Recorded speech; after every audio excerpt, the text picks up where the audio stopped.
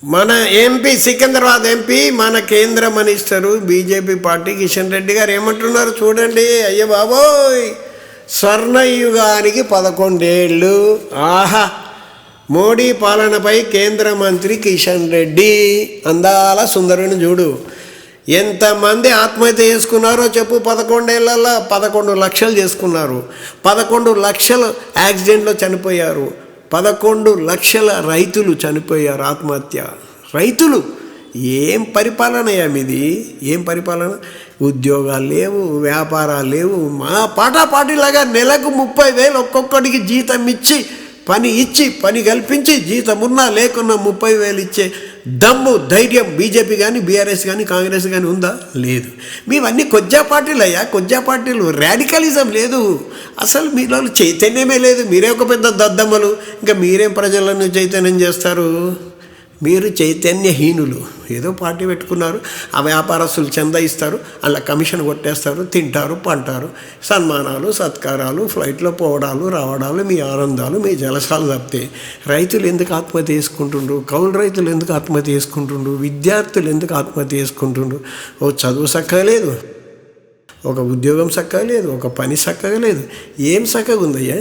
స్వర్ణయుగం అంట, నా బొంగుల యుగం, చెత్త యుగం, చండాలపు యుగం, పరమ దరిద్రపు యుగము. కాబట్టి పాటాపాటి కొట్టేసి అధికారం ఇవ్వండి, చూపిస్తా. స్వర్ణయుగం లేదు, సంకరాకులు లేదు, మామూలే. కాబట్టి ఒక్కటి ఆలోచించండి అయ్యా ప్రజలారా, పేద మహిళలారా. మందు బంద్ చేస్తాము, సిగరెట్ బంద్ చేపిస్తాము, పాన్ పరాగ్ బంద్ చేపిస్తాము, టొబాకో బంద్ చేపిస్తాము, ఆరోగ్యాన్ని కాపాడుతాము. మందు బంధుకి కాబట్టి మాకు ఓటేయండి. సిగరెట్ బంద్ చేపిస్తాం, ఓటేయండి. పాన్ పరాగ్ బంద్ చేసి ఓటేయండి. ఆ గబ్బు వాసన, పాన్ పరాగ్ గబ్బు వాసన, సిగరెట్ గబ్బు వాసన, మందు గబ్బు వాసన, బొమ్మ గబ్బు వాసన, ఈ వాసనతో ఆడవాళ్ళు చచ్చిపోతున్నారు. అసలు మనం హెల్త్ కరెక్ట్గా ఉంటే, జిమ్ములు ఉంటే, వ్యాయామశాలు ఉంటే, వాకింగ్లు ఉంటే హాస్పిటల్లే అవసరం లేదు. అది చేయకుండా ఇటు మందమిటోడు మందమ్ముతాడు, ఇటు సిగరెట్ అమ్ముతాడు సిగరెట్ అమ్ముతాడు. గుజరాత్ రాజస్థాన్లో అయితే పాన్ పరాగ్ దీన్ని లంజావుడుకులు క్యాన్సర్ వచ్చి తూ చెత్తగా అయిపోయిన పబ్లిక్. అలాగే చదివేలేదు ముండా కొడుకులకు. ఇక చదువులేదు, వాడికి ఏం తెలివి వస్తుంది?